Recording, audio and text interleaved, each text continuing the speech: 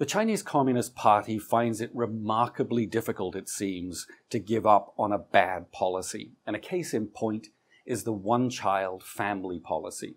Even when it was being rolled out in the early 1980s, its critics said that it was unnecessary. The Chinese fertility rate was coming down quite dramatically after a baby boom that was inspired by Chairman Mao.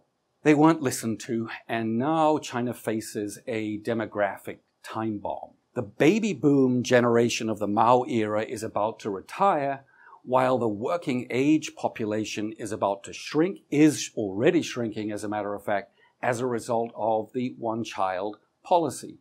China is about to get old before it gets rich. According to some projections, the country will have a population of retirees over 65 years old larger than the entire population of the United States. But instead of abandoning this policy altogether, they are simply modifying it.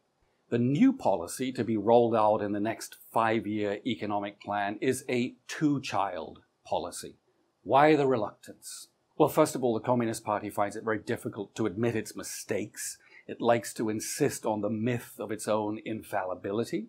There's an enormous bureaucracy around family planning that employs about 500,000 people and 85 million part-timers, including thugs who enforce the fines and punishments for recalcitrants. But the main reason is an issue of control.